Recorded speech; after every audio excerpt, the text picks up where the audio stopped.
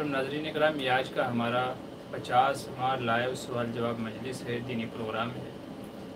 आज की इस मजलिस के अंदर हम दीनी मसाइल का हल तलाश करेंगे। रोज़मर्रा हमारी ज़िंदगी में जो मसले मसाइल पेश आते हैं, शरीयत इस्लामिया में उनका क्या जवाब है, उसको मुख्तसर तरीक़े से हम लोग हल करेंगे। इंशाअल्लाह आपके सवाल होंगे और हमारा जवाब होगा। ये आज का 50वां गोल्डन जुबली हमारा प्रोग्राम है। ये ख़ास प्रोग्राम है, तो इसको इंशाअल्लाह मखसूस तरीक़े से ही हम लोग शुरू करेंगे। शुरू करते हैं इस दुआ के साथ कि अल्लाह तबारक व तआला खैर वाफ़ियत का मामला फ़रमाए और इनके ज़रिए से हमको मसाइल सीख करके अपनी ज़िंदगियों में लाने की तौफ़ीक़ नसीब फ़रमाए। तो चलिए शुरू कर लेते हैं। आज इस प्रोग्राम की शुरुआत करेंगे सबसे पहले क़िराअत के ज़रिए से। तो सबसे पहले क़िराअत होगी इंशाअल्लाह, आप समाअत फ़रमाएँ।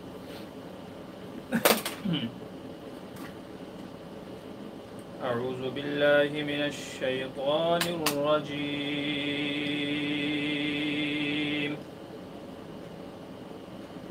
बिस्मिल्लाहिर रहमानिर रहीम।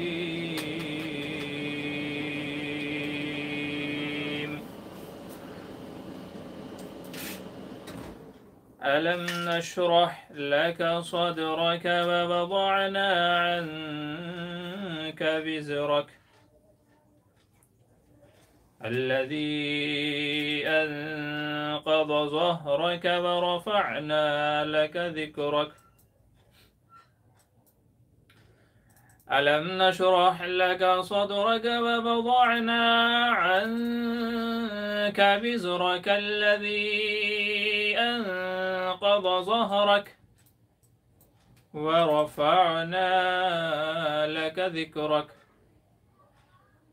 فإن مع العسر يسرا فإن مع العسر يسرا إن مع العسر يسرا فإذا فرغت فانصب وإلى ربك فارغب सदक़ल्लाहुल अज़ीम। अब कुछ अशार नबी करीम सल्लल्लाहु अलैहि वसल्लम की खिदमत अक़दस में। व अहसन मिनक लम तर क़त्तु ऐनी व अजमल मिनक लम तलिदिन निसाउ। हज़रत हस्सान बिन साबित रज़ियल्लाहु अन्हु के ये शार हैं सरकार दो आलम सल्लल्लाहु अलैहि वसल्लम की खिदमत आलिया में। व अहसन मिनक लम तर क़त्तु ऐनी व अजमल मिनक लम तलिदिन निसाउ खुलिक़त मुबर्रअन मिन कुल्लि ऐबिन कअन्नक क़द खुलिक़त कमा तशाउ। इनका मतलब ये है, जो हुज़ूर अकरम सल्लल्लाहु अलैहि वसल्लम की तारीफ़ में हज़रत हस्सान रज़ियल्लाहु अन्हु ने ये शार पढ़े कि आपसे हसीन व जमील बच्चा किसी माँ ने नहीं जना, आपसे ज़्यादा खूबसूरत कोई शख्स मेरी आँखों ने नहीं देखा और आपसे खूबसूरत बच्चा किसी माँ ने नहीं जना। आप हर ऐब से ऐसे पाक साफ़ पैदा किए गए, गोया कि जैसा आप चाहते थे वैसे ही अल्लाह तबारक व तआला ने आपको बनाया। ये अरबी अशार का इनका तर्जमा है। अब कुछ उर्दू के अशार आप हज़रात की खिदमत में समाअत फरमाएँ और बताएं कि कैसे लगे। मेरे फेवरेट अशार हैं कि तुझमें हूर व कुसूर रहते हैं तुझमें हूर व कुसूर रहते हैं, मैंने माना ज़रूर रहते हैं। ऐ जन्नत तवाफ़ कर मेरे दिल का, मेरे दिल में हुजूर रहते हैं सल्लल्लाहु ताला अलैहि व आलिहि वसल्लम। तो ये आज का हमारा खुसूसी प्रोग्राम है, 50वां प्रोग्राम है। तो खुसूसी तरीक़े से ही आज की हमने इसकी शुरुआत की है। अल्लाह तबारक व तआला हमारे कहने सुनने को और अमल करने को अल्लाह ताला कबूल फ़रमाए और हमें तौफ़ीक़ नसीब फ़रमाए। तो चलिए क़िराअत हो गई है, कुछ अशार हो गए हैं। चलिए अब अपने मकसद असली की तरफ बढ़ते हैं और सवाल जवाब का सिलसिला शुरू कर लेते हैं।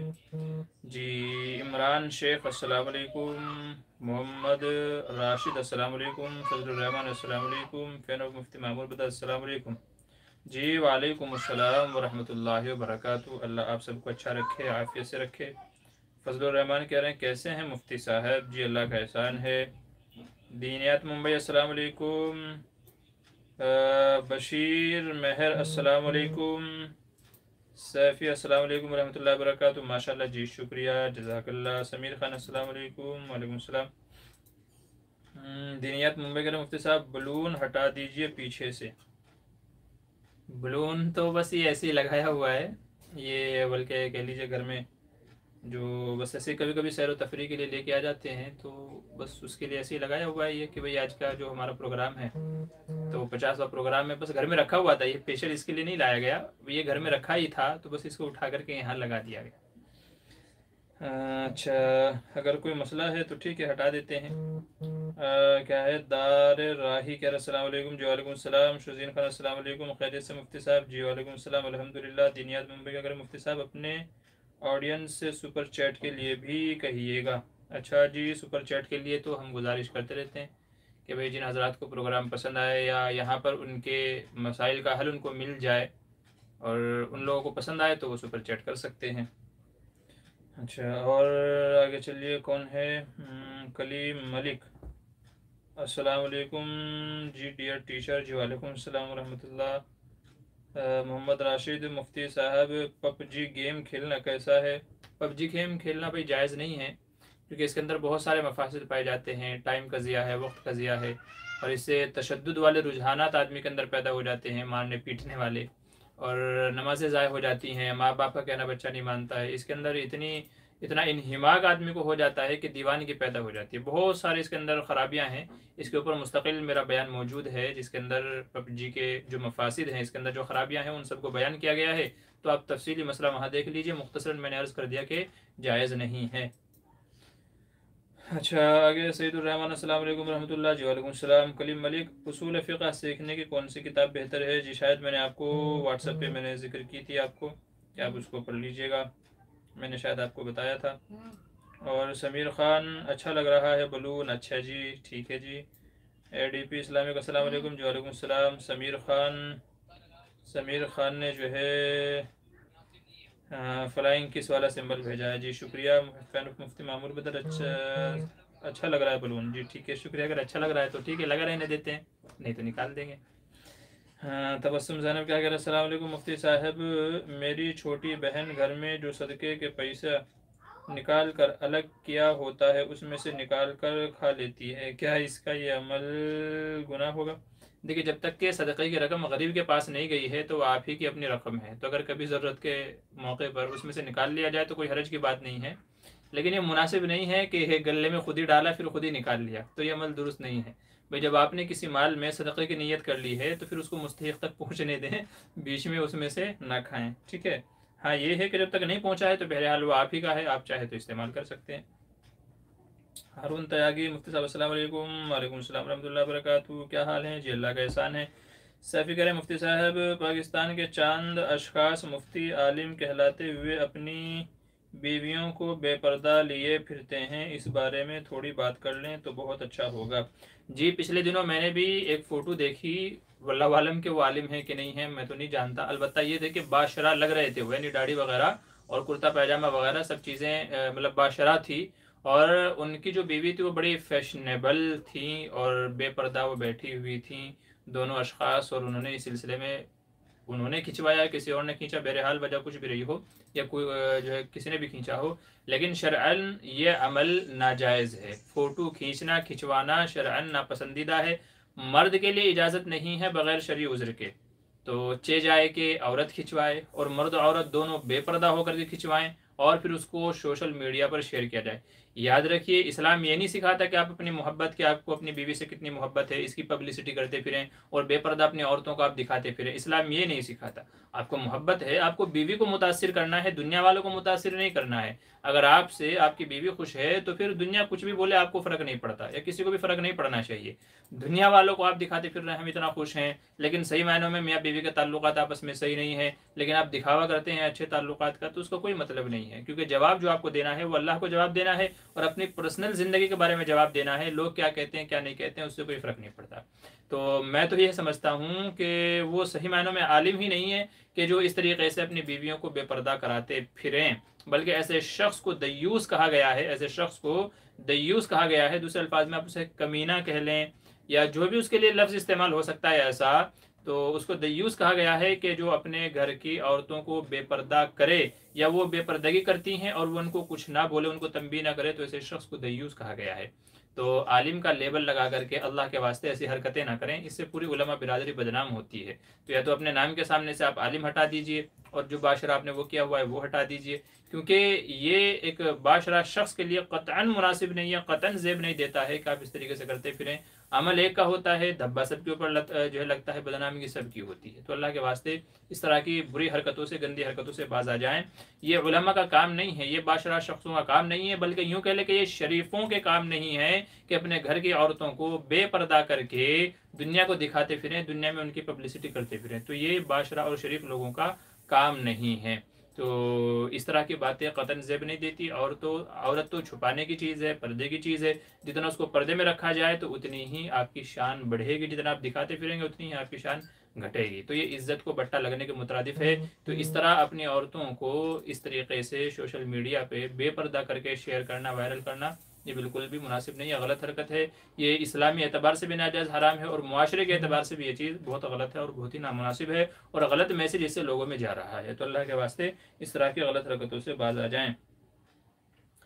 क्या कह रहे हैं मुफ्ती साहब, कैरम खेलना कैसा है? जी, कैरम खेलना भी मुनासिब नहीं है, उसके भी वही तकरीबन वही मुफसिदात और ख़राबी उसके अंदर पाई जाती हैं जो पबजी गेम में या लूडो में या दूसरी चीज़ों में पाई जाती हैं।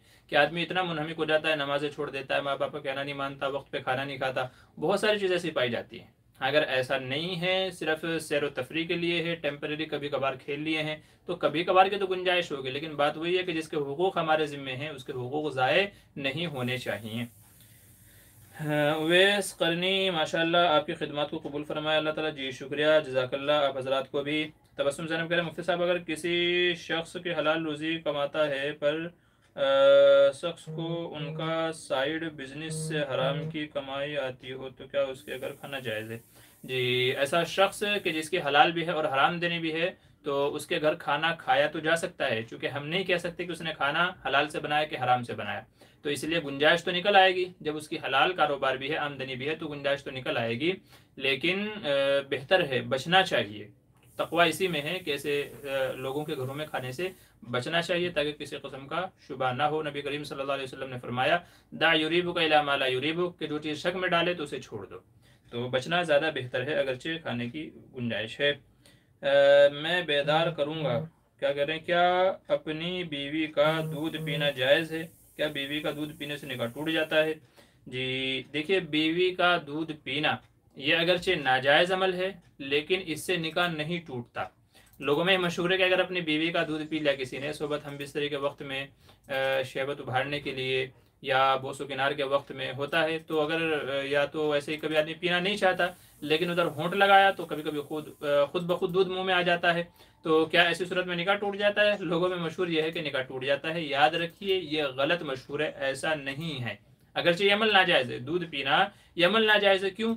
वजह यह है कि दूध औरत के जिस्म का हिस्सा है और बिला ज़रूरत के आदमी के जिस्म के इस तरह के हिस्सों से फ़ायदा उठाना जायज़ नहीं है।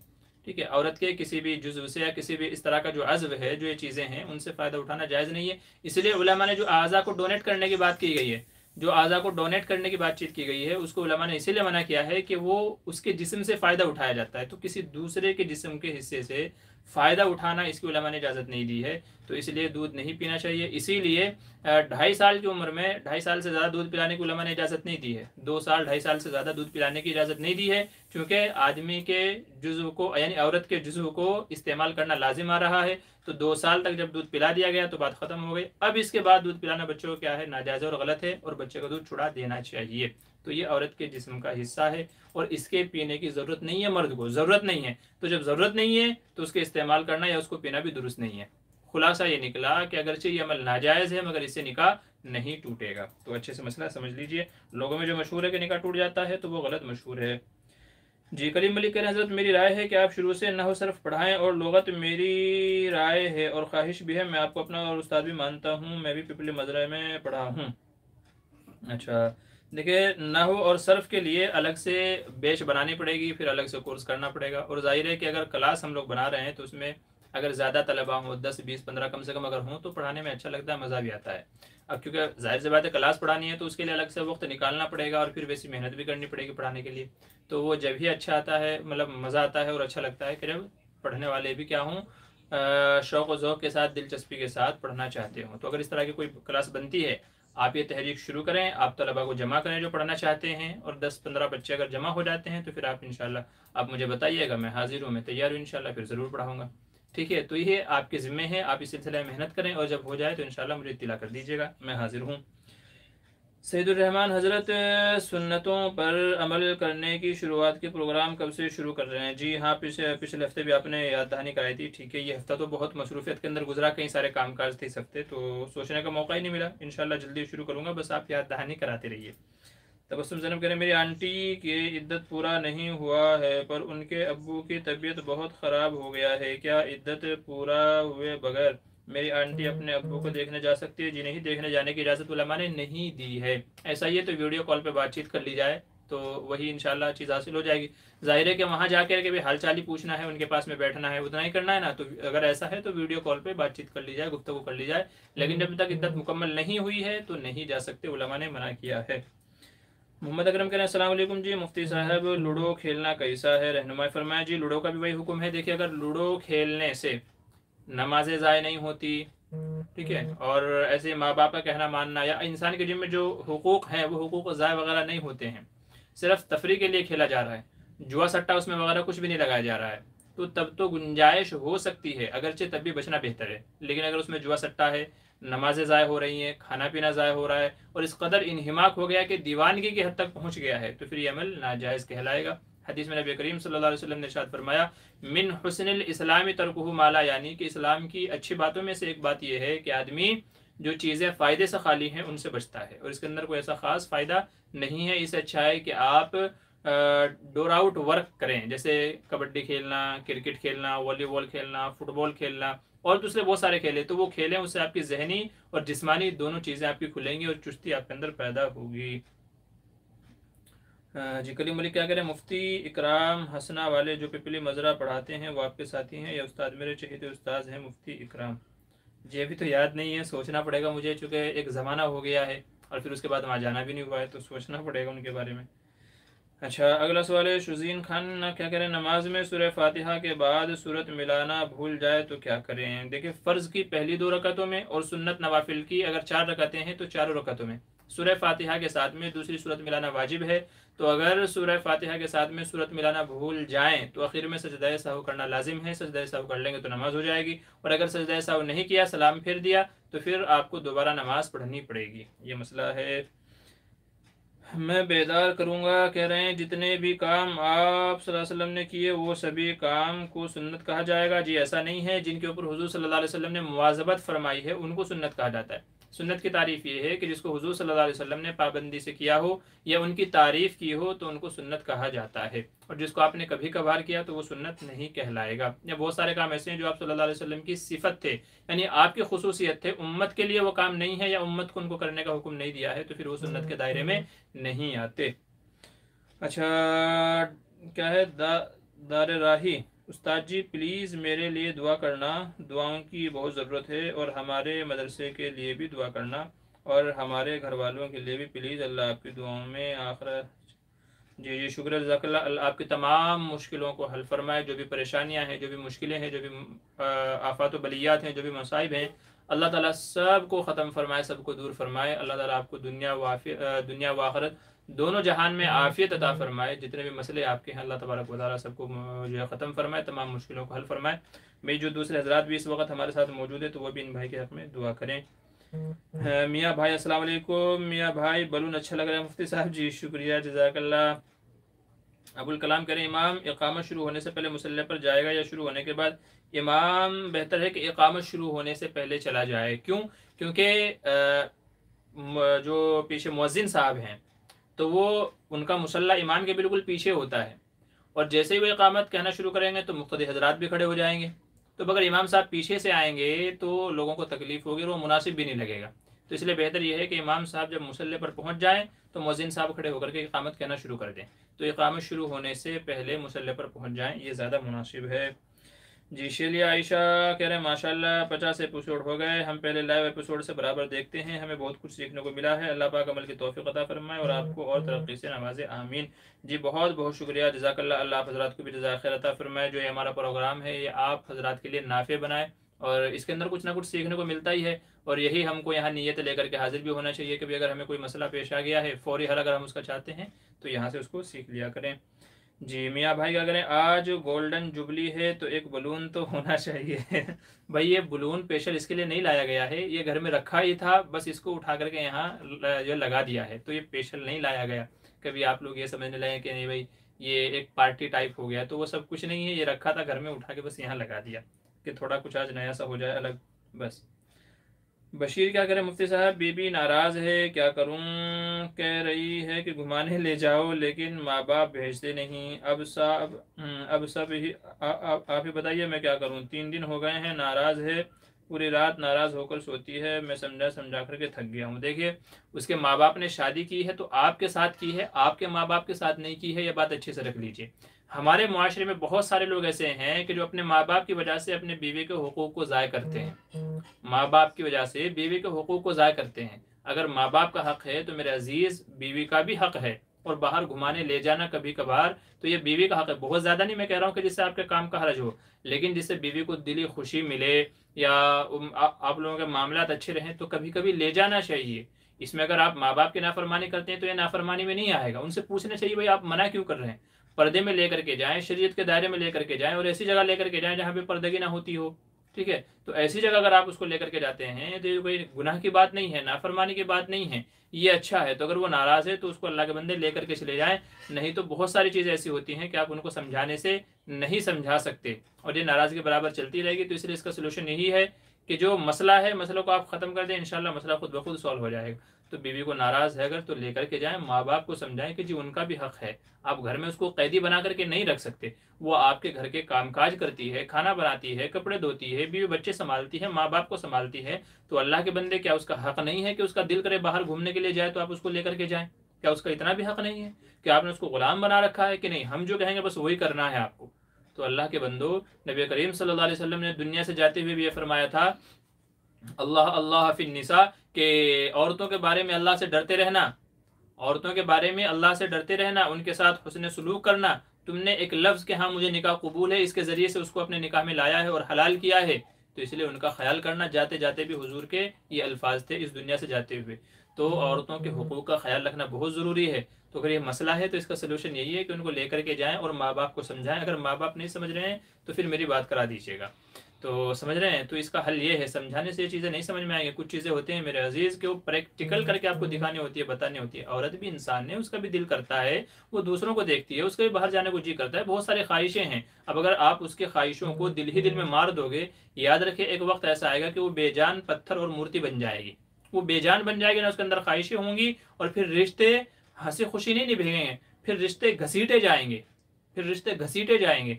तो इसलिए रिश्तों को घसीटना नहीं, अच्छे से गुजारना है। फिर वो कामकाज करेगी मगर खुश दिली से नहीं, बल्कि मुर्दा दिली से, क्योंकि आप तो सारा काम ले रहे हैं उससे लेकिन उसका काम कर नहीं रहे हो आप।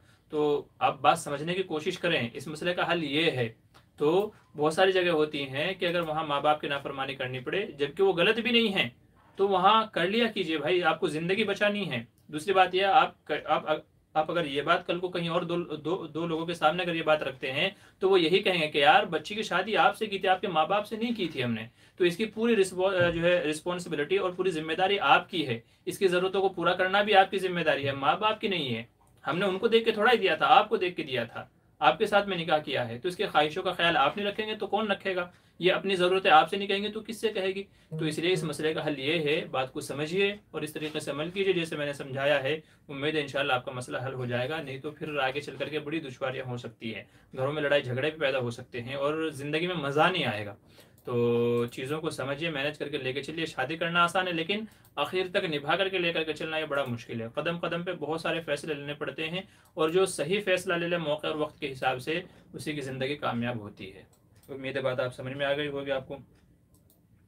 मैं बहुत टेंशन है, आप ही समझाइए। मैं तो भाई समझा दिया हूँ आपको, ठीक है। मोहम्मद अली एजाजी कह रहा, अस्सलाम वालेकुम रहमतुल्लाहि व बरकातुहू। मुफ्ती साहब, एक मसला है, अगर बीवी को तलाक देना चाहे तो एक बार में तलाक देना चाहिए या अलग अलग? देखिए, आप बीवी को अपने से अलहदा करना चाहते हैं तो शरीयत ने कहा है बस एक बार तलाक दे दो, मैंने बीवी को तलाक दी बोल के छोड़ दो। इद्दत गुजर जाएगी तो वो निकाह से खुद ब खुद अलग हो जाएगी, वो आपके निकाह से निकल जाएगी जब इद्दत खत्म हो जाएगी। तो बीवी को अलग ही करना है तो एक तलाक दे करके बात खत्म कर दें। दो तलाक देना, अलग अलग मजलिसों में अलग अलग तलाक़ें देना, वो सब मुनासिब नहीं है। क्योंकि इससे क्या होगा, अगर आपने एक साथ 3 तलाक़ें दे दी या अलग अलग मजलिसों में 3 तलाक़ें दे दी, तो आपके लिए आगे के लिए रास्ता बंद हो जाएगा। आपको अलहदा ही करना है, साथ में नहीं रहना है तो एक तलाक दे करके छोड़ दीजिए। जाहिर सी बात है, जब इद्दत गुजर गई, वो अजनबी, आप जहाँ चाहे करें, वो जहाँ चाहे करने के लिए आज़ाद होगी, तो मामला ख़त्म हो गया।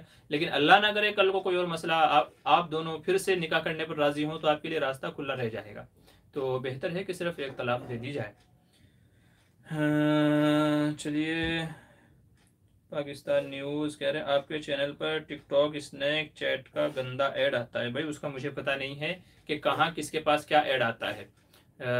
मैं देखता हूँ, इंशाल्लाह मैं कोशिश करता हूँ कि इसमें जो ऐड में एक सेटिंग होती है कि भाई इस तरह के एड्स ना आएँ, तो मैं देखता हूँ अगर वो हो जाता है तो इंशाल्लाह मैं वो सेटिंग कर दूंगा कि जिससे इस तरह के गलत ऐड इसके ऊपर ना आए।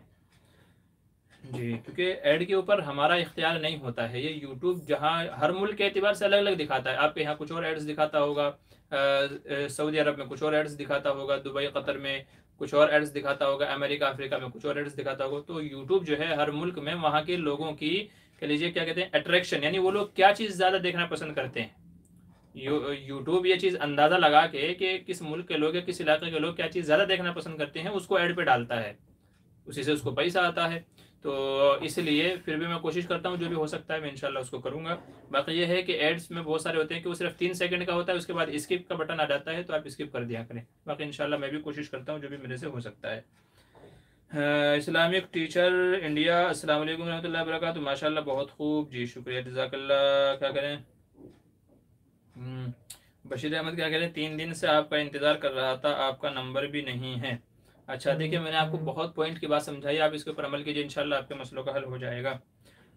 दार राही क्या कह रहे हैं, आमीन, और आप सबकी भी। जी जी ठीक है। एडीपी इस्लामिक करे मुफ्ती साहब, मेरा सवाल है, ज़कात और फितरा का रकम अपने ज़ाती काम में खर्च करना कैसा है मदरसे के असातिज़ा के लिए?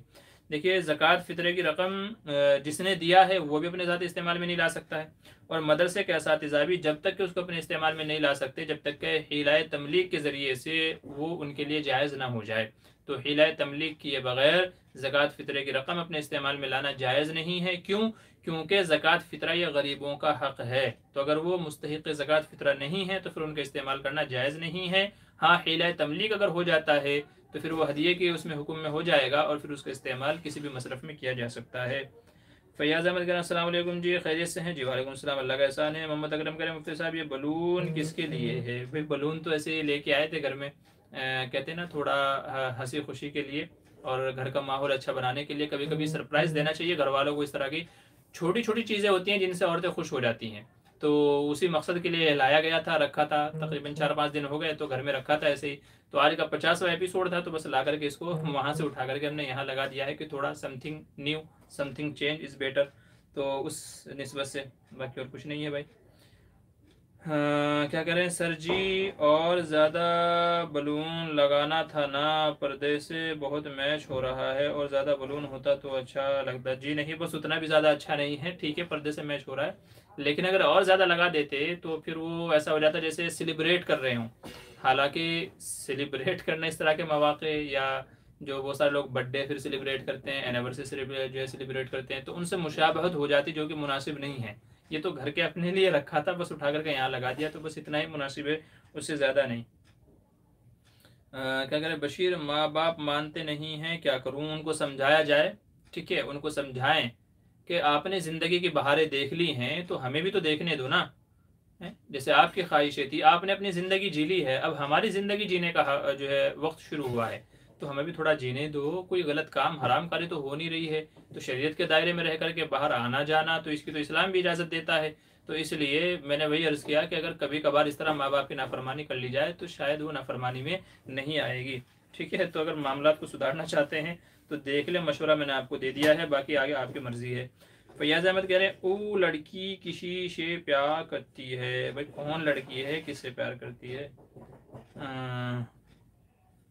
कोई लड़की किसी से प्यार करती है, मसला आपने आधा अधूरा नकल किया है। अहमद तंबोली क्या करें, अस्सलाम वालेकुम रहमतुल्लाहि व बरकातुहू। मुफ्ती साहब मसबूक की नमाज का तरीक़ा बताइए।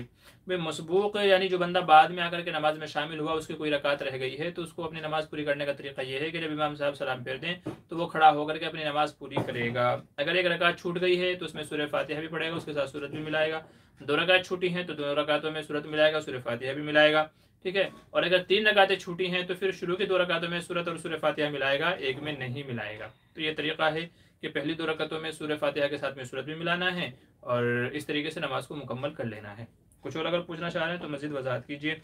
सैफ़ी कह रहे हैं जज़ाकल्लाह, अच्छा जी शुक्रिया आपका भी। दिलदार राजा, हजरत और बलून लगाना था ना, एक ही लगाए और लगाते तो खूबसूरत लगता। जी नहीं, बस मैं अर्ज़ कर चुका हूँ, इतना काफ़ी है। बसीर भाई और क्या कह रहे हैं, ना भेजे तो कोई बहाना बनाकर ले जा सकता हूँ, कोई बीमारी का बहाना वो आप देख लें। ठीक है, अगर मामला इतना ही हिस्ट्रिक है तो वो आप देख लीजिए कि किस तरीके से मसला हल हो सकता है। बाज़ मौक़े हैं कि जिनमें झूठ बोलने की इजाज़त दी है, तो बहरहाल आप देख लीजिए किस तरह आपको मसला अपना हल करना है। बहाना ऐसा बनाएं कि वो झूठ के दायरे में भी ना आता हो। बेहतर है कि वो झूठ के दायरे में भी ना आता हो, तो इस तरह कोई बहाना बना करके आप लेकर के चले जाएं। लेकिन ऐसा ना हो कि आपके वालिदैन भी मेरा ये बयान देख रहे हों, तो फिर आपके लिए मसला हो जाएगा।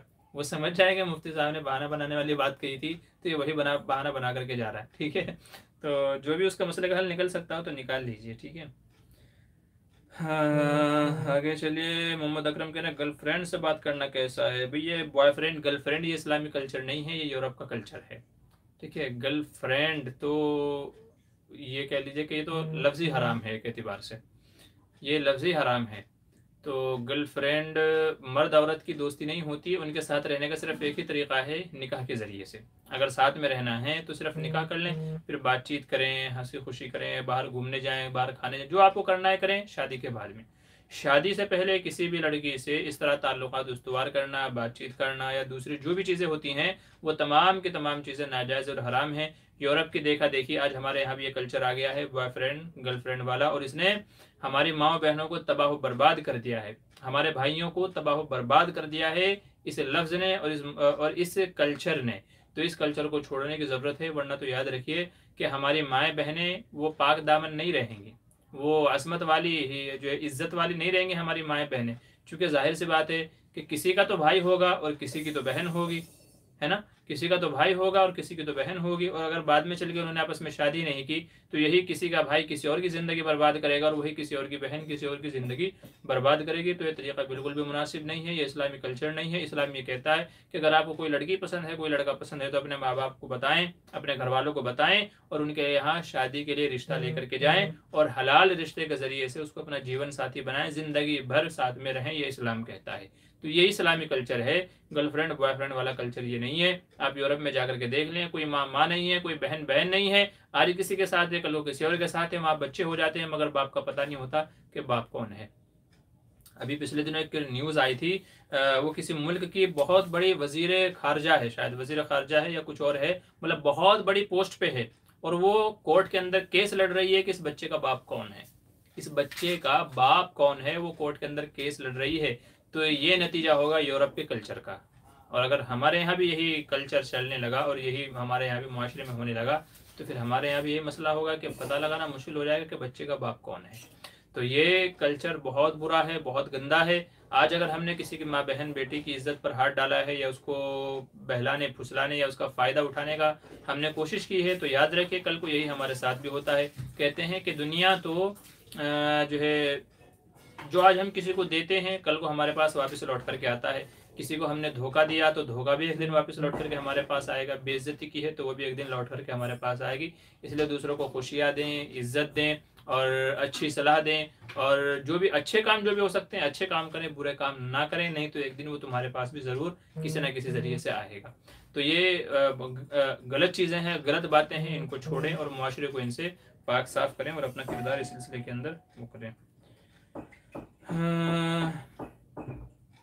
अच्छा, आगे चलिए। सैफी, जो काम की बातें हैं वो करें, बलून के पीछे क्यों लगे हो साहब।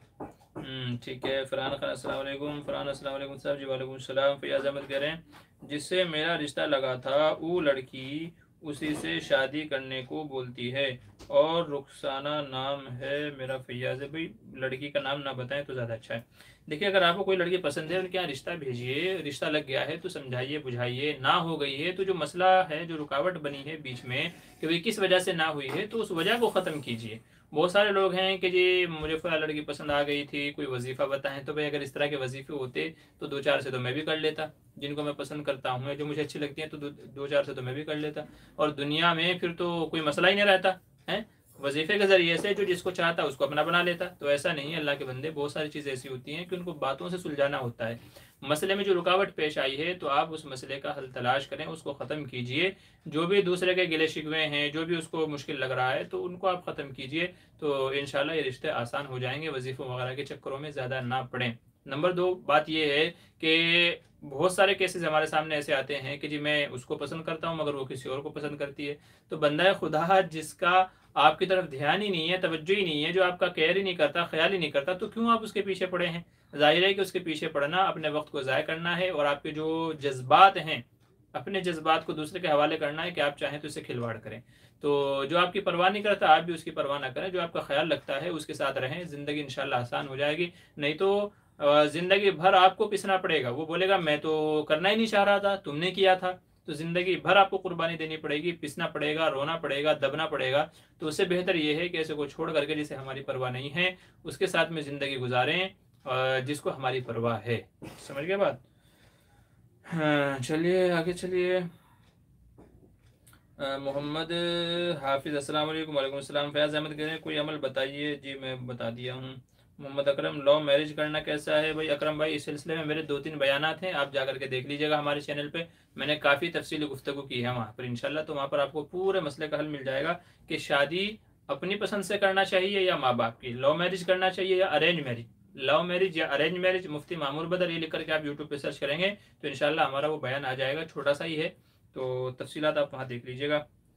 अबू तलहा के अस्सलाम वालेकुम, मैं अबू तलहा नदवी बोल रहा हूँ। गार्डन का अच्छा गर्दन का मसा करना मकरूह है या मुस्तहब है, बराए मेहरबानी दरियाफ्त फरमा दे मुफ्ती साहब जी। गर्दन का मसा करना मुस्तहब है, जमहूर उलमा का इसी के ऊपर इत्तिफाक है कि गर्दन का मसा करना मुस्तहब है। अगर किसी ने मकरू लिखा है या बाज़ उलमा ने कहा है तो कुछ और वजूहात रही होगी, लेकिन अक्सर अहले सुन्नत वल जमात का यही मजहब है कि गर्दन का मसा करना मुस्तहब है। करेंगे तो अच्छी बात है, सवाब काम है, और नहीं करेंगे तो कोई गुनाह नहीं होगा और वज़ू नाक़िस नहीं होगा, नमाज वज़ू हो जाएगा। ठीक है, ये मसला है। और अगर आपको दलाइल देखने हैं तो किताबुल मसाइल जिल्द नंबर 1 में मुफ्ती सलमान मंसूरपुरी ने यह मसला लिखा है, दलील आपको वहाँ मिल जाएगी।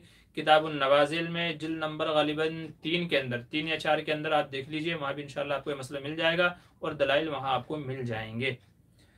अच्छा, हसीबुर रहमान माशाल्लाह। फैज़ अहमद, आज पूरा लाइव नहीं देख पाऊँगा जी, कोई बात नहीं है, जितने में आप शामिल रह सके शामिल हो जाइए। हसीबुर रहमान गौर, बहुत उम्दा जी, शुक्रिया जज़ाकल्लाह। एम एस मोहम्मद अस्सलाम वालेकुम। वालेकुम सलाम। एडीपी इस्लामिक कह रहे हैं मुफ्ती साहब 23 साल उम्र हो चुका है, शादी करना चाहता हूँ लेकिन अपने वालिदैन से कैसे बोलें। जी मुंह से बोले जैसे, और दूसरी ज़रूरियात बोलते हैं वालिदैन से, खाना पीना, दूसरी ज़रूरियात, खर्चा वगैरह, तो जैसे वो बातें बोलते हैं तो ये भी बोलिए। उनसे कहिए कि मैं शादी करना चाहता हूँ, तो इससे पहले मेरी शादी कर दें कि मैं किसी गुनाह के अंदर मुलविस हो जाऊँ और आपको भी गुनाह मिले। बस इतना लफ्ज़ बोल करके छोड़ दीजिए, फिर देखिए वो क्या कहते हैं। तो जाहिर सी बात है अल्लाह ने ख्वाहिशें रखी हैं, तो ख्वाहिशों का इलाज निकाह है। ख्वाहिशों का इलाज क्या है? निकाह है। इसीलिए अल्लाह ताला ने औरत को पैदा फरमाया है। कुरान करीम में कहा गया है कि इसलिए पैदा किया गया, लितस्कुनू इलैहा, ताकि वहाँ जाकर के तुमको सुकून मिले। तो सुकून की चीज़ औरत है, ख्वाहिशों के तकमील की चीज़ औरत है और औरत से निकाह करना है तो माँ बाप से कहें कि जी मैं शादी करना चाहता हूँ, मेरी उम्र हो गई है, मेरी ख्वाहिशें हैं, मेरी जज्बात हैं, तो मेरी शादी कर दें इससे पहले कि मैं हराम कारी के अंदर मुलविस हो जाऊँ और आप भी गुनहगार हूँ। बस इतना बोल दीजिए, उम्मीद है इंशाल्लाह वो समझ जाएंगे। हाँ, दर राही है, दार राही क्या है उस्ताद जी? अगर मेरा क्या कह रहे हैं, अगर मैं बाप को तकलीफ हो जाए, क्या कह रहे हैं, मैं बाप को तकलीफ हो जाए बाहर का काम करने से और वो बेटी को वो काम करने को कहे पर वहाँ पर्दा करके जाना मुश्किल हो, यानी वो काम पर्दे में हम ना कर सके, वहाँ पर क्या किया जाए? भाई कम से कम इतना पर्दा करना चाहिए कि जो जैसे चेहरा छुपा लिया है, जिस्म के और हिस्से हैं जिनको छुपाना ज़रूरी है तो वो हिस्से छुपा लिए जाए। तो ज़रूरी नहीं है कि बुर्का पहन करके जाए, असल जिस्म का छुपाना है, चेहरे का छुपाना है, तो ये चीज़ें छुपा करके जो काम करना है तो वो किया जा सकता है। ठीक है, तो जो इस तरह का काम है तो इस तरीके से उसको अंजाम दे दिया जाए कि पर्दे का ख्याल रहे। जी, फरहान खान कह रहे हैं मुफ्ती साहब दुआ कर दें और दरूद ताज की हकीकत बता दें। मुफ्ती साहब दुआ, दरूद ताज, अच्छा अभी दरूद ताज का फ़िलहाल तो मेरे जहन में नहीं है, आप मुझे बाद में मैसेज छोड़ दीजिए, इंशाल्लाह मैं देख के बता दूँगा कि इसका क्या हुक्म है दरूद ताज का। YH गुलजार अस्सलाम वालेकुम। जी वालेकुम सलाम। अब्दुल चौहान अस्सलाम वालेकुम। जी वालेकुम सलाम। जुल्फ़िकार खान कह रहे हैं मुफ्ती साहब मार्केट में एक बनिए की दुकान है, वहाँ पर नल लगा हुआ है, प्याज का क्या कह रहे, प्याज का काम करता है, उसका पानी पीना कैसा है? वहाँ पर और कोई गली नहीं है। प्याज कह रहे हैं कि ब्याज कह रहे हैं? तो अगर ब्याज आप कह रहे हैं इससे मुराद सूद है, तो अगर कोई सूद का काम करता है लेकिन उसने वहाँ नल वगैरह भी लगवाया हुआ है तो जाहिर है कि नल वगैरह से पानी पीने में कोई मुजायका नहीं है। नल में जो पानी आ रहा है वो ज़मीन से आ रहा है, किसी का जाती नहीं आ रहा है। ये अलग बात है कि वो अगर हराम रकम से लगवाया हुआ है, हालांकि अगर उसका हलाल कारोबार भी है तब तो कोई मुजायका ही नहीं है, लेकिन अगर उसका पूरा का पूरा हराम कारोबार है तो फिर भी ज़रूरत की वजह से उस जगह अगर कोई और आसपास ऐसी जगह नहीं है जहाँ से प्यास बुझाई जा सके तो फिर ज़रूरत की वजह से, और चूँकि पानी ज़मीन से आता है तो इस वजह से उसके पीने की गुंजाइश होगी, इजाज़त होगी। ताहिर सवे MD अस्सलाम वालेकुम। हमारा वतन तमिलनाडु है और काम बेंगलुरु में है, जो 150 किलोमीटर, और हम बेंगलुरु में रूम किराए का लिया है और हफ्ता हम तमिलनाडु आ जाते हैं, तो नमाज कसर होगी या नहीं? देखिए, आप जिस जगह मुलाजमत करते हैं, अगर आपने वहाँ एक बार भी 15 दिन रहने की नीयत कर ली कि मैं यहाँ 15 दिन रहूँगा, तो फिर वहाँ आप मुकीम शुमार हो जाएंगे और फिर वहाँ आपको पूरी नमाज पढ़नी होगी। लेकिन अगर आपने वहाँ पर 15 दिन की नीयत नहीं की है बल्कि हर हफ्ते आप घर आ जाते हैं, तो फिर जाहिर है कि आप वहाँ मुसाफिर ही शुमार होंगे जब तक कि 15 दिन इकामत की नीयत ना कर लें, और जब आप मुसाफिर होंगे तो फिर आपके ज़िम्मे क़स्र नमाज पढ़ना लाजिम होगा। तो इसलिए बेहतर है कि आप वहाँ पर एक बार 15 दिन की नीयत कर लें इकामत की और 15 दिन ठहर भी जाएँ, ये ज़्यादा बेहतर है। 15 दिन ठहर भी जाएँ, फिर आप मुकीम शुमार हो जाएंगे। फिर आप चाहे वहाँ 2 दिन रहें, 4 दिन रहें, 6 दिन रहें, 8 दिन रहें, तब भी आपको पूरी ही नमाज पढ़नी होगी। ये उलमा ने मसला लिखा है जाए मुलाजमत के ताल्लुक से कि अगर कोई बंदा किसी जगह मुलाजमत करता है तो उसका ये मसला है कि एक बार 15 दिन मुलाजमत कर ले वो मुकीम कहलाएगा। फिर भले ही वहाँ कभी भी 10 दिन 15 दिन ना रहे, 10 दिन रहे, 8 दिन रहे, लेकिन फिर भी वो मुकीम शुमार कहलाएगा और उसके ज़िम्मे पूरी नमाज पढ़ना लाजिम होगी, पूरी नमाज वो पढ़ सकता है। फरहान, अच्छा उसका तो मसला हो गया। मौलाना आपकी फ़रागत कहाँ से है और कब हुई है? आप कहाँ से? मोहम्मद शुएब पूछ रहे हैं। जी भाई, अभी हमारा एक प्रोग्राम हुआ था मुफ्ती AM कासमी के साथ में, तो बेहतर है अगर आप वहाँ देख लें, वहाँ पूरी तफसीलात हैं हमारे ताल्लुक़ से, नाम, कहाँ रहते हैं, कहाँ से पढ़ा, कैसे पढ़ा, तो तकरीबन आधे घंटे का प्रोग्राम है, तो सारी तफसीलात वहाँ मिल जाएगी। मुख्तसरन आपसे अर्ज़ कर दूँ कि भाई मेरी फ़रागत मज़ाहिर सहारनपुर से भी है और दारुल देवबंद से भी, दोनों जगह से मेरी फ़रागत है। अहमद तंबुली कह रहे हैं और मुफ्ती साहब किसी आदमी की इशा की 3 रकात मिली लेकिन शुरू की एक रकात छूटी है, उसका क्या तरीका है? शुरू की एक रकात छूटी है तो वे खड़े होकर के नमाज को मुकम्मल करें, उसमें सूरह फातिहा और उसके साथ में दूसरी सूरत भी मिलाई जाएगी, और जाहिर सी बात है कि एक ही रकात छूटी है तो एक रकात पढ़ करके बैठ जाएं और सलाम फिर दें। ठीक है।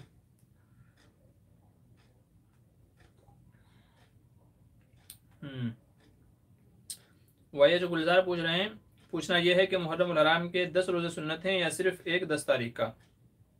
आशुरा के साथ में 9, 10, दो दो दो रोजे रखना सुन्नत है, 10 नहीं बल्कि 9, 10 या 10 और 11, तो 2 रोजे रखना चाहिए। लेकिन अगर कोई एक रोजा भी रख ले तो उलमा फरमाते हैं कि तब भी जायज़ है।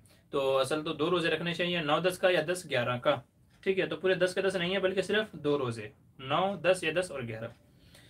हाँ, मोहम्मद दिलदार, क्या रूह की शक्ल होती है? भाई रूह की शक्ल कैसी होती है कैसी नहीं होती है वल्लाहु आलम। क्योंकि जब यहूदियों ने कुफार ने हुजूर से सवाल किया था तो कुरान में मुबहम जवाब दिया गया, उसकी तफसीलात नहीं बताई गई। वयस अलूनका अनिर रूह, कि वो पूछते हैं आपसे रूह के बारे में, क्या चीज़ है, कैसी दिखती है, क्या उसका जिस्म है कि नहीं है। तो जवाब दिया गया कुलिर रूह मिन अम्र रब्बी, कि मेरे रब का एक हुक्म है जो इंसान के जिस्म के अंदर दौड़ता है। जब वो हुक्म निकाल लिया जाता है तो इंसान मर जाता है। बस सिर्फ इतनी तफसीलात बताई गई, इसके अलावा कोई और तफसीलात नहीं बताई गई। तो हमें भी उसके पीछे नहीं पड़ना चाहिए, है कि नहीं है, दिखती है कि नहीं दिखती है, कैसी काली पीली गोरी कैसी है कैसी नहीं है। तो जब कुरान करीम ने उसको नहीं छेड़ा, हदीस ने उसको नहीं छेड़ा है, तो हमको भी छेड़ने की ज़रूरत नहीं है। मोहम्मद दिलदार क्या करें, और मरने के बाद रूह कहाँ जाती है? भाई मरने के बाद में जो नेक लोग हैं उनकी आला इल्लियीन में चली जाती है, और जो बुरे लोग हैं उनकी रूह सिज्जीन के अंदर चली जाती है। ठीक है, बाद लोग कहते हैं आलम बरज़ख में चली जाती है, यानी बरज़ख एक मकाम है, वहाँ पर तमाम रूहें जमा रहती हैं क़यामत तक के। फिर जब क़यामत कायम होगी तो तमाम लोगों की रूहों को उनके जिस्म में डाल दिया जाएगा, हिसाब किताब होगा, फिर जैसे जिसके अमाल होंगे वैसे जन्नत का या जहन्नम का फैसला होगा। तो आलम बरज़ख में रहती हैं। यासीन क्या कह रहे हैं, अस्सलाम वालेकुम मुफ्ती साहब, एक शख्स का पहला निकाह टूट गया, उसने दूसरा निकाह किया उस औरत से जो अपने पहले शोहर से खुला ले चुकी थी, लेकिन इद्दत मुकम्मल नहीं हुई थी, क्या उनका निकाह हुआ? अगर नहीं हुआ तो अब क्या करें? देखिए इद्दत के लिए ज़रूरी है, सॉरी, दूसरा निकाह होने के लिए ज़रूरी है कि इद्दत मुकम्मल हो चुकी हो।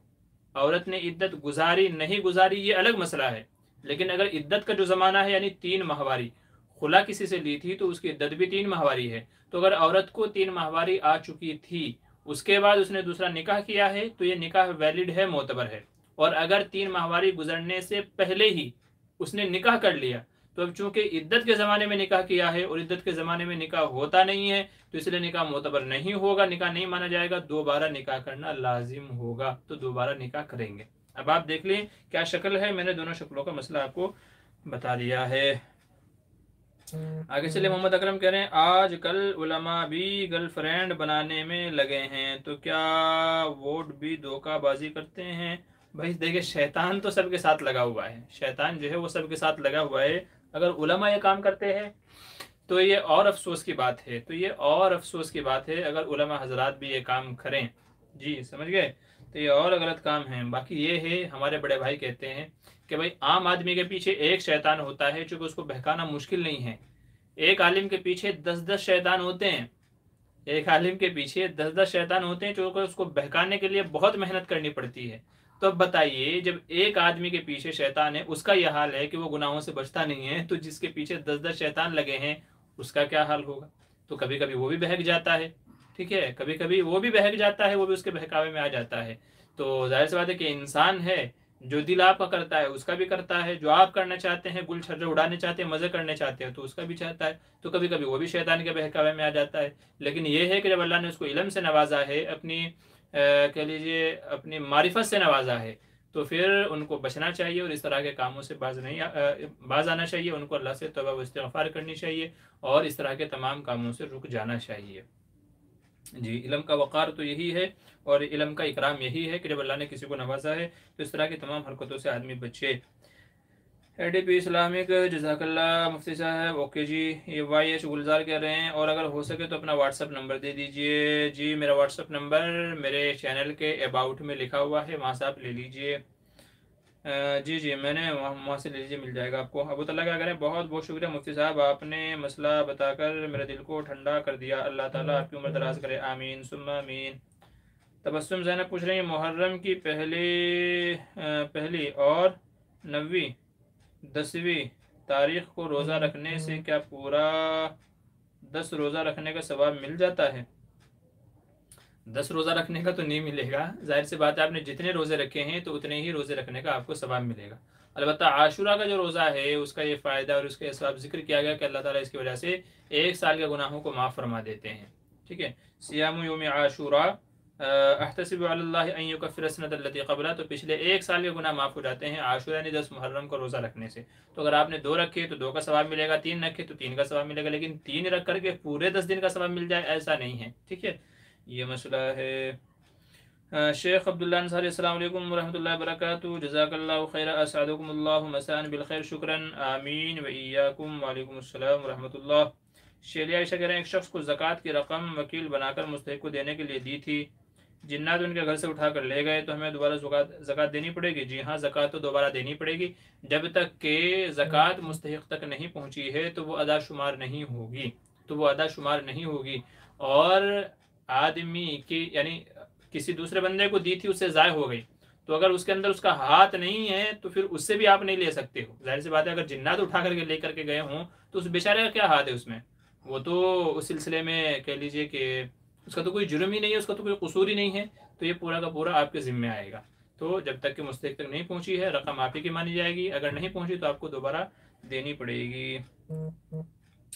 MS मोहम्मद कह रहे हैं, मुफ्ती साहब कोई साहिब निसाब है बहुत सालों से और उन्होंने कभी भी ज़कात नहीं निकाला, अब निकालना चाह रहे हैं, तारीख याद नहीं है, न साल तो किस तारीख से हिसाब लगाएं? एक अंदाज़ा लगा लें कि फ़र्स्ट टाइम, और आजकल तो अकाउंट के ज़रिए से हिसाब लगाना आसान है, कि पहली बार मेरे अकाउंट में 40-50 हज़ार रुपये कब आए थे, और उसके बाद से हमेशा आज तक ये 40-50 हज़ार तो कम से कम मेरे अकाउंट में रहते हैं या मेरे पास रहते हैं। तो एक अंदाज़ा लगा लें, आपकी जो बैंक की पासबुक है उसको खोल करके देख लें, उससे अंदाज़ा लगा लें, तो अंदाज़ा लगाना आसान हो जाएगा। तो अंदाज़ा लगा लें, और अंदाज़ा लगा करके आज तक के सालों का हिसाब लगा लें, एक अंदाज़ा कि भाई ये साल मेरे पास इतने थे, ये साल मेरे पास इतने थे। मैंने इसके बैंक की पासबुक से अंदाज़ा लगाना बड़ा आसान है, तो मोटा मोटा तो अंदाज़ा आप लगा ही लें कि भाई इस साल मेरे पास इतना था और उस साल मेरे पास इतना था, क्योंकि उसमें एंट्री होती रहती है इनकमिंग की भी और आउट गोइंग की भी, ठीक है। तो इस तरीके से एक अंदाज़ा लगा करके मोटा मोटा जो आप लगा सकते हो, और उसके हिसाब से पिछले सालों की भी ज़कात अदा कर दी जाए। कलीम मलिक करें, अगर किसी शख्स ने कहा कि अपनी बीवी को ना तलाक दूं, नहीं मैं आपको अपने घर से नहीं लाएगा, क्या कह रहे हैं? अगर किसी शख्स ने कहा अपनी बीवी को कि ना तलाक दूं, नहीं मैं आपको आपके घर से नहीं लावेगा, क्या? अल्फाज थोड़ा सही लिख दीजिए, आपने ना इतनी जगह लिख दिया है, मैं कंफ्यूज हो गया हूँ, तो बराए करम मसले को दोबारा आप लिख दीजिए ताकि मैं समझ करके जवाब दे दूँ। रहनुमाए उम्मत कह रहे हैं, मुफ्ती साहब हमारे वालिद साहब मुंबई एयरपोर्ट में फंस गए हैं, आप दुआ फरमा दें, अल्लाह पाक कोई बेहतर हल निकाल दे और बआसानी अपने मकाम तक पहुंचा दे। जी, अल्लाह आपकी तमाम मुश्किलों को आसान फरमाए। एक यहाँ के कॉरपोरेटर हैं सुफियान वनू, मैंने भी नाम ही सुना है, कभी मुलाकात तो नहीं हुई है। सुफियान वनू बहुत एक्टिव आदमी हैं, तो अगर कहीं से आपको उनका राब्ता मिल जाए, फेसबुक वगैरह से शायद मिल जाएगा, आप सर्च करके देखिए सुफियान वनू करके, तो शायद कहीं ना कहीं से आपको मिल जाएगा। तो आप एक बार उनसे राब्ता कर लीजिए और उनको अपनी मुश्किल बताइए, तो शायद कोई रास्ता निकल आए, जो मुझे फिलहाल मेरे जहन में आया मैंने आपको बता दिया। बाकी आप भी दुआ करते रहिए और इंशाल्लाह मैं भी दुआ करता रहूँगा आप हजरात के हक़ में कि अल्लाह सबकी मुश्किलों को आसान फरमाए और सबको खैर आफियत के साथ में उनको पहुँचाए। जी, अहमद तंबोली ने 100 रुपये का सुपर चैट भेजा है, आपकी खिदमत में इस नाचीज़ की तरफ से कुछ हदिया है हज़रत, दुआ की दरख्वास्त है।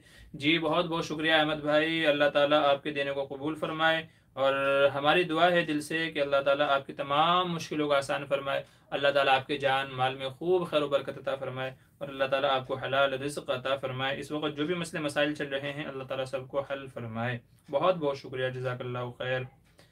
हाँ जी, और क्या क्या सवाल हैं? चलिए आगे चलिए। या गुलजार कह रहे हैं, मुफ्ती साहब मैं गुलजार जम्मू कश्मीर के ज़िला डोडा से पूछना चाहता हूँ कि ड्रामा सीरियल अर्तगल गाजी देखना कैसा है? जी, अर्तगल गाजी देखना जायज़ नहीं है, मैंने इसके ऊपर कई सारी वीडियो डाली हुई हैं, तो 5 वजूहात मैंने जिक्र किए हैं शरीयत की रोशनी में कि 5 वजह ऐसी है जिनकी वजह से अर्तगल गाजी देखना जायज़ नहीं है, तो आप उसको वहाँ देख लीजिए, इंशाल्लाह वहाँ आपको पूरी तफसीलात मिल जाएंगी। फरहान मुबीन कहना, अस्सलाम वालेकुम रहमतुल्लाहि व बरकातुहू। जिस शादी में बैंड बाजा बजता है, वो शादी का खाना खाना और निकाह पढ़ाना कैसा है? एक शख्स के पास चंद हिजड़े हैं और वो उसको कमा कर देते हैं, और क्या उनकी कमाई का इस्तेमाल करना जायज़ है? देखिए, दोनों ही बातों का जवाब ये है कि नाजायज़ है। जिस शादी में हरामकारी हो रही है, गुनाह वाले काम हो रहे हैं, और आपको पता है कि वहाँ गुनाह हो रहे हैं, तो आपके लिए वहाँ जाना जायज़ नहीं है, दावत कबूल करना भी जायज़ नहीं है, खाना खाने के लिए जाना भी जायज़ नहीं है। जब आपको पता है कि वहाँ हराम हो रहा है तो माजरत कर दें, ठीक है, ये एक बात हो गई। दूसरी बात ये हो गई कि जानिया की कमाई या इस तरह की जो आपने बताया, तो वो भी हराम है, तो इसलिए इस तरह के लोगों से कमवाना और उनकी लाई हुई कमाई खाना, तो ये भी नाजायज़ है, ये भी हलाल और पाकीज़ा माल नहीं है। तो दोनों ही बातों से बचना चाहिए, दोनों ही बातें गलत हैं और शरीयत की रोशनी में जायज़ नहीं है। अच्छा, आगे चलिए, क्या और क्या कह रहे हैं? हाँ, फरहाद समी, शौहर अपने औरत को जमात में लेके जाने के साथ कैसा है, तफसील से बयान फरमाएं। जी, औरत को जमात में ले जाना चाहिए अपने साथ में या नहीं, औरतों का मस्तूरात का जमात में जाना कैसा है, तो इस सिलसिले में अकाबिर उलमा के दरमियान इख्तिलाफ है। बाज़ उलमा वो हैं, हमारे बाज़ अकाबिर वो हैं जिन्होंने इजाज़त दी है शराइत के साथ में, जैसे उसमें मुफ्ती शहीद साहब लुधियानवी, मुफ्ती यूसुफ शहीद लुधियानवी रहमतुल्लाह अलैह हैं, तो उन्होंने लिखा है आपके मसाइल और उनका हल में कि जमात वालों ने जो कुछ शराइत उसके ताल्लुक़ से बनाई हैं, जैसे कोई महरम साथ में हों, पर्दे का पूरा ख्याल रखा जाए, जहाँ जा रहे हों तो वो महफूज हो, और इस तरह की कई सारी शराइत लिखी हैं, तो उन शराइत के साथ में उन्होंने जाने की इजाज़त दी है। और बाज़ उलमा हमारे बाज़ अकाबिर वो हैं कि जिन्होंने इजाज़त नहीं दी है, जिसमें दारुल का फतवा भी है। दारुल का फतवा ये है कि औरतें जमात में जाने की मुकल्लफ नहीं हैं और उनको जमात में नहीं जाना चाहिए। फितने और फसाद के अंदेशे से औरतों को दीन सिखाना है तो वह अपने मकाम पर रह करके उसकी तैयारी करनी चाहिए। जैसे महल्ले पड़ोस में कोई एक घर मुतय्यन कर लें जहाँ किसी आलिमा औरत का बयान रखा जाए या पर्दे के साथ में किसी मर्द की बात रखी जाए, तो इस तरीके से औरतों तक दीन पहुँचाना चाहिए, जमात में जाना जायज़ नहीं है। तो काबिर उलमा की ये दो राय हैं और उलमा फरमाते हैं कि दोनों में से किसी राय पर भी अमल किया जा सकता है, लेकिन बेहतर और मेरा अपना ज़ाती मौक़िफ़ ये है कि मैं दारुल के साथ में हूँ। जो दारुल का फतवा है वो ज़्यादा राजे है और एहतियात पर मबनी है, खैर और भलाई उसी के अंदर है। ठीक है, उम्मीद है बात समझ में आ गई होगी। यहया गुलजार कह रहे हैं मुहर्रम के ताल्लुक़ से जानकारी देने के लिए शुक्रिया। जी शुक्रिया, जज़ाकल्लाह, अल्लाह ताला आपको भी जज़ाए खैर अता फरमाए। और ख़ान कह रहे हैं आज बड़े अजीब व गरीब सवाल आ रहे हैं, तो अच्छी बात है, बस वही मसले मसाइल के लिए हल के लिए जो भी जिसके साथ मसला पेश आता है तो पूछ सकते हैं, उसी के लिए मजलिस कायम की गई है। आज का हमारा ये प्रोग्राम 50वां प्रोग्राम है, तो ये स्पेशल प्रोग्राम है, तो सवालात भी आज शायद मिन जानिबिल्लाह अजीब व गरीब ही आ रहे हैं। खैर बहरहाल सारे सवाल लोगों के फ़ायदे के लिए हैं, सीखने सिखाने के लिए हैं। आगे चलिए, फरहान खान कह रहे हैं मुफ्ती साहब जल्दबाजी में नमाज पढ़ना कैसा है? आज गैस की प्रॉब्लम की वजह से मैंने इशा की नमाज जल्दी जल्दी पढ़ ली, तो क्या नमाज दोहरानी होगी? देखिए, अगर आपने अरकान सही तरीके से अदा किए हैं, जितनी देर सजदे में जाना था, रुकू में जाना था, खड़ा होना था, तो अगर आपने तमाम अरकान सही अदा किए हैं, ठीक है, तो नमाज तो हो गई। लेकिन जल्दी जल्दी में से नमाज नहीं पढ़ना चाहिए, हदीस में इस चीज़ से मना किया गया। बल्कि भाई बाज़ हदीस में यह है कि अगर किसी आदमी को कोई ज़रूरत पेश आए तो पहले वो ज़रूरत से फारिग होकर के आए, फिर इत्मीनान से आकर के नमाज पढ़े। चूँकि अगर आपने ज़रूरत पूरी नहीं की, नतीजा ये होगा कि आपका ध्यान नमाज में कम, ज़रूरत की तरफ ज़्यादा लगा रहेगा। हालांकि नमाज में ध्यान अल्लाह की तरफ होना चाहिए, उससे खुशू खुजू पैदा होता है, नमाज के अंदर जान पैदा होती है। और अगर ध्यान कहीं और चला गया तो मतलब वही है कि हम झुके तो हैं लेकिन अल्लाह के सामने नहीं हैं, अल्लाह की तरफ ध्यान तवज्जो नहीं है, तो नमाज का जो सवाब मिलना चाहिए, नमाज का वो सवाब नहीं मिलेगा। तो इसलिए जब भी कभी इस तरह की ज़रूरत पेश आ जाए या इस तरह का कोई माहौल पैदा हो जाए, तो बेहतर है कि नमाज तोड़ करके पहले ज़रूरत जा करके पूरी करें, फिर बाद में आकर के इत्मीनान से नमाज को अदा करें। एक हदीस में है कि एक सहाबी नमाज में रुकू पाने के लिए दौड़े दौड़े हुए आए।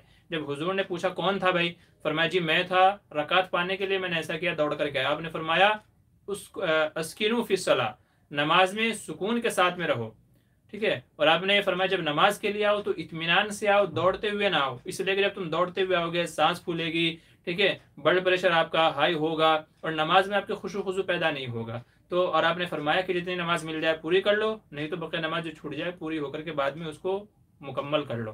तो फरमाया कि नमाज में सुकून बहुत ज़रूरी है, तो खुशू खुशू के साथ में नमाज पढ़नी चाहिए, इस तरह जल्दबाजी नहीं करनी चाहिए, इससे नमाज का सवाब ज़ाय हो जाता है कि नमाज तो पढ़ी मगर उतना सवाब नहीं मिला है। उम्मीद है समझ में आ गई होगी। आगे चलिए, शुजीन खान कह रहे हैं जज़ाकल्लाह, दुआ में याद रखना, अल्लाह हाफिज़ मुफ्ती साहब। जी ठीक है, शुक्रिया।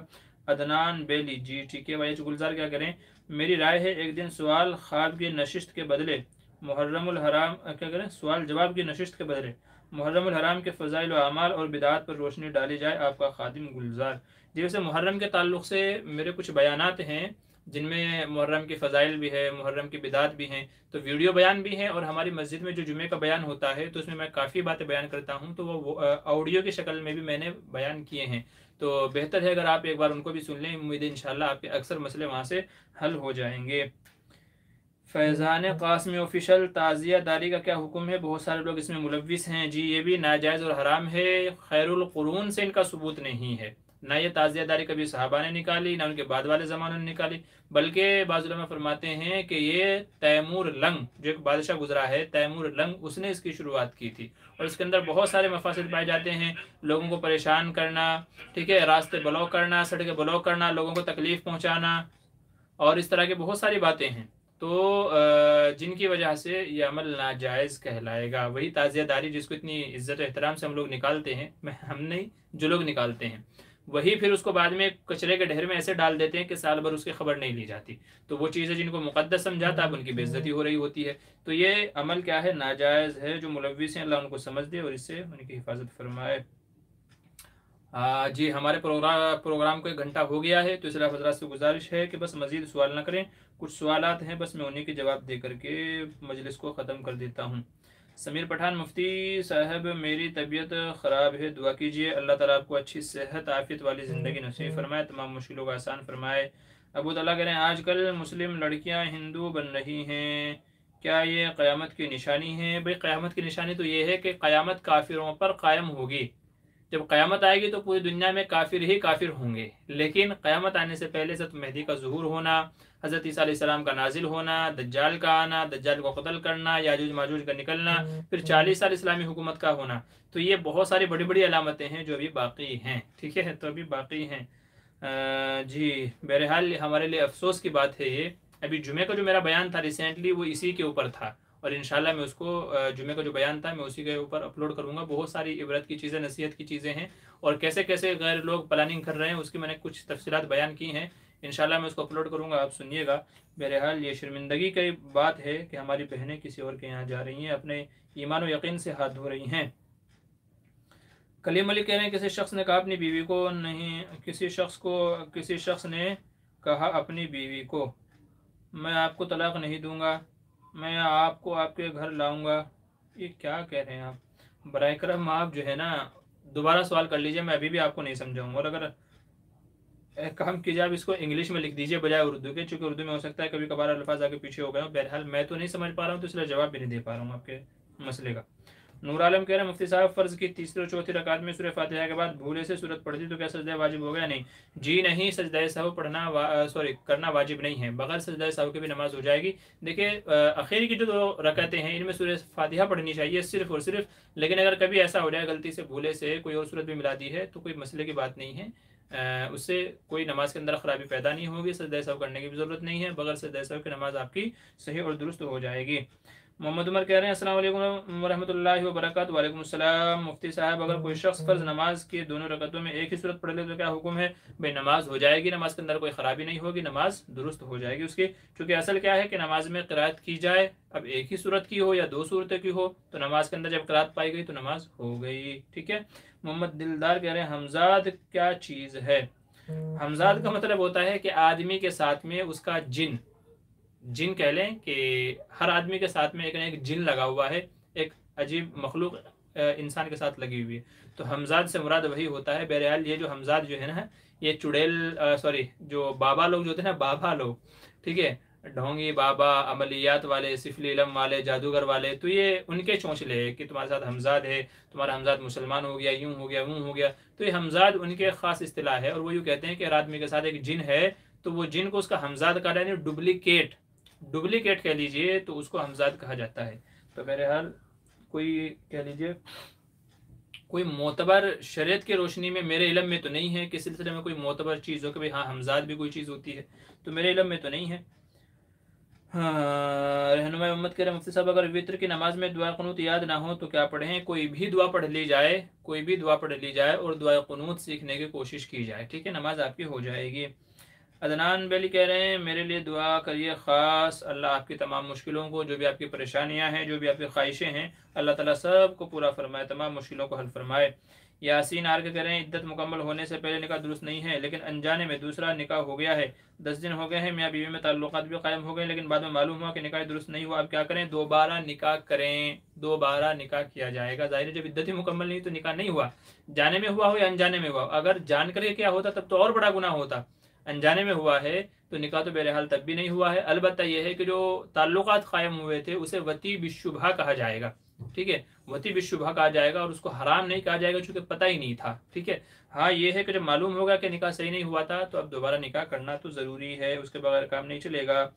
जुल्फ़िकार खान कह रहे हैं मुफ्ती साहब क्या करें, अशोक नगर ज़िले में पानी ज़्यादा होने के कारण जान माल का नुकसान हो गया है, उसके लिए दुआ फरमाएं। जी, जहाँ भी इस तरह के हादसा पेश आ रहे हैं, सैलाब के या दूसरे हादसे पेश आ रहे हैं, लोगों के जाने वाले नुकसान हो रहे हैं, अल्लाह ताला वहाँ आफियत का मामला फरमाए, तमाम लोगों के जान माल की हिफाजत फरमाए, इज़्ज़त आबरू की हिफाजत फरमाए और मुश्किलात में फंसे हुए लोगों की मदद फरमाए। समीर पठान कह रहे हैं मुफ्ती साहब मेरी तबीयत ख़राब है, अल्लाह ताला आपको भी अच्छी सेहत अता फरमाए, शिफाए कामिला आजिला दाइमा मुस्तमिरा नसीब फरमाए, अल्लाह ताला आपको अपने अमन व आफियत में रखे। फैयाज अहमद कह रहे हैं क्या ताज़िया उठाना कैसा है, मैंने जवाब दे दिया, अभी जायज़ नहीं है। MS मोहम्मद कह रहे हैं मुफ्ती साहब जो खेत होते हैं लोगों के काश्तकारी के लिए तो उसकी मालियत बहुत होती है, उसमें जो काश्तकारी होती है उसका औशर निकाल देते हैं, तो उसकी मालियत से ज़कात और कुर्बानी वाजिब होती है या नहीं। देखिए, जब उसमें जब उश्र निकाल जाए तो अब ज़कात ज़रूरी नहीं है। जो ज़मीनें वगैरह हैं तो ज़मीन की पैदावार में उश्र होता है। ठीक है, उश्र होता है तो अगर आपने उश्र निकाल दिया तो उश्र ही ज़कात के कायम मकाम हो जाता है, तो अलग से उसकी कह लीजिए कि ज़कात उसके ज़कात निकालने की ज़रूरत नहीं है अलग से। रही बात कुर्बानी की कि हाँ अगर उसकी मालियत इतनी है जो निसाब के बकदर पहुँचती है तो जाहिर है कि फिर कुर्बानी उसके ज़िम्मे लाजिम होगी, तो कुर्बानी तो लाजिम होगी, लेकिन उश्र निकाल जाए तो अब ज़कात अदा करने की ज़रूरत नहीं है। यासीन आर के आपके जुमे के बयानात अपलोड कीजिए, जज़ाकल्लाह जी, इंशाल्लाह ज़रूर अपलोड करेंगे। मोहम्मद नोमान डी लिखा है इन्होंने सिर्फ। अच्छा, अकबर खान मुफ्ती साहब दुआ की गुजारिश है, जी इंशाल्लाह ज़रूर। यासीन आर के कह रहे हैं दोबारा निकाह औरत मुकम्मल होने के बाद, देखिए अगर हाँ मतलब अगर उसके निकाह के अय्याम बाकी हैं, मिसाल के तौर पे दो माहवारी हुई थी और अभी एक माहवारी बाकी है, तो जब तक कि एक और माहवारी ना हो जाए तब तक कि निकाह जायज़ नहीं होगा। तो जब तक कि 3 माहवारी मुकम्मल ना हो जाए और औरत गुस्ल से लेकर के पाक ना हो जाए तो तब तक के दोबारा निकाह नहीं होगा। अब वो आप देख लें कि इद्दत में मुकम्मल होने में कितने दिन बाकी हैं, जब तक कि मुकम्मल ना हो जाए तब तक के दोबारा निकाह ना किया जाए। आरिफ डोंगरे बड़े दिनों के बाद हाजिर हुए हैं, क्या कह रहे हैं, अस्सलाम वालेकुम। जी वालेकुम सलाम। क्या कह रहे हैं, क्या कह रहे हैं, शरीयत बिहार का मसला,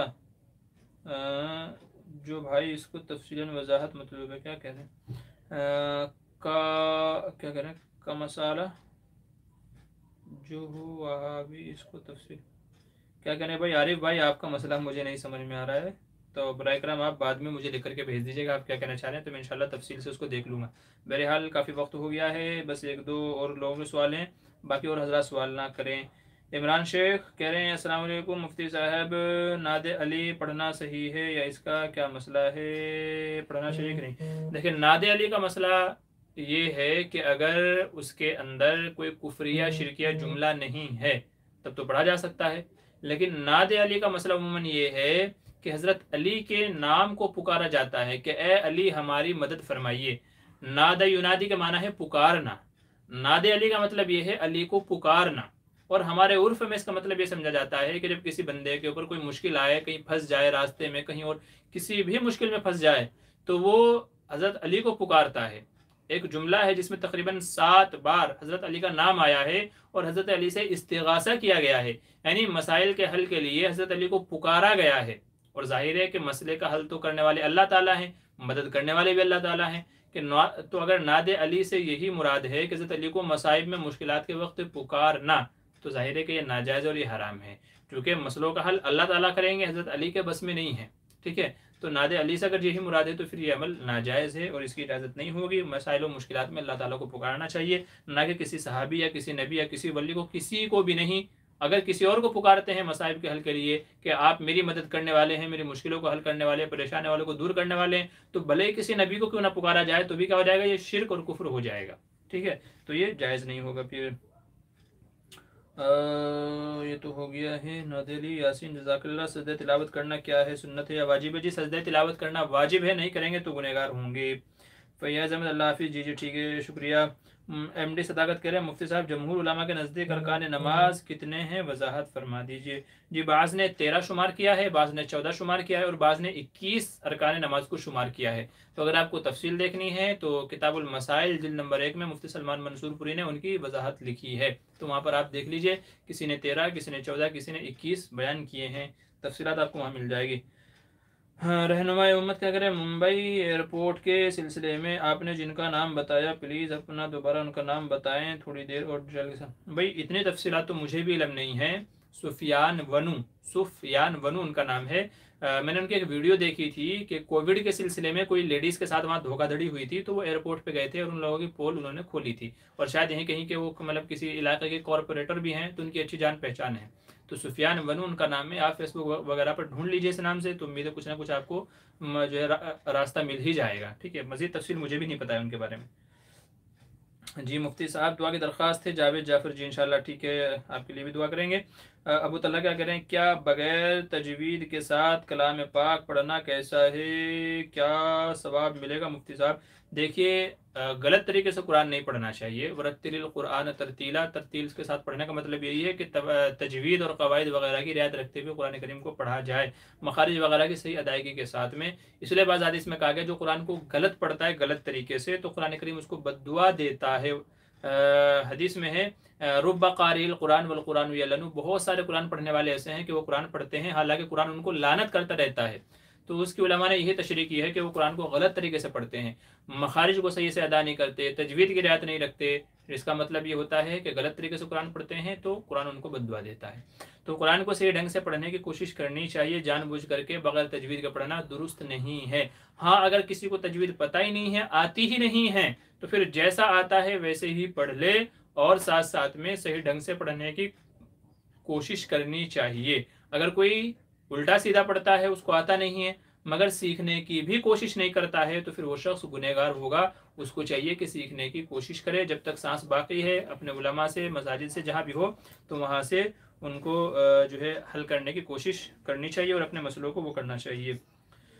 अच्छा, सुफियान वनु जी, ये आपने मुझे पूछा है, म्यूनसिपल कॉरपोरेटर मुंबई सिटी में है, प्लानिंग कमेटी। ये देखिए क्या कहते हैं, इंस्टाग्राम पे जी, इंस्टाग्राम पे ये इनका एक पेज है, आप यहाँ पर आप इनको जाकर के देख लीजिए थोड़ा, अगर आपको अच्छे से नज़र आ जाए। भाई जो सुफियान वनु के बारे में पूछ रहे थे ना, ठीक है, तो ये उनका एक पेज है इंस्टाग्राम के ऊपर, सुफियान वनु करके। तो यहाँ इनको पर्सनली आप मैसेज करके देख लीजिए, तो शायद आपके मसले का जवाब मिल जाए। तो ये सुफियान वनु है, ये उनकी इंस्टाग्राम पे आईडी है, आप भी सर्च कर लें और वहाँ जाकर के आप इनको देख लें और अच्छे तरीके से आप देख लें। शायद सही तरीके से ना दिख रहा हो, तो सुफियान वनु मैंने नाम बता दिया गया है, ठीक है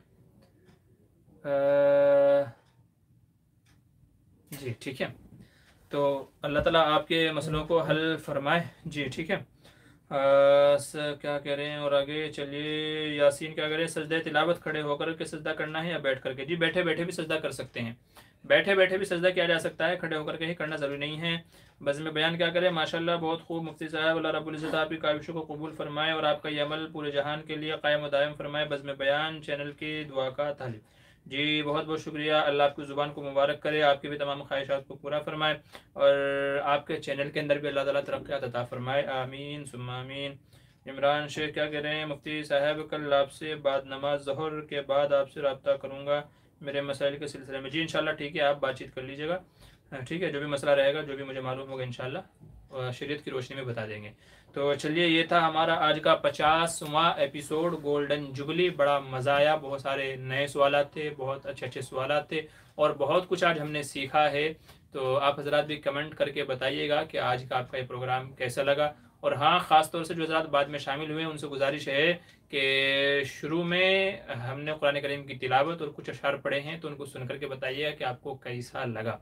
तो हमारी तिलावत है, कुछ अशार वगैरह हैं, तो ज़रा उनको सुन करके कमेंट कीजिएगा, बताइएगा, ताकि थोड़ा अंदाज़ा हो कि लोग कैसा पढ़ना पसंद करते हैं, या इसमें कुछ और इजाफा अगर आप चाहते हैं जो अपने उसके हिसाब से, तो वो भी आप कमेंट कर सकते हैं। मोहम्मद अब्दुल्ला इतनी लेट आए हैं, मुफ्ती साहब आप कहाँ से हैं? जी मेरा वतन तो सहारनपुर है, लेकिन मैं मुंबई में रहता हूँ। और गौस 1997 अस्सलाम वालेकुम जनाब, मैं हूँ जी, वालेकुम सलाम।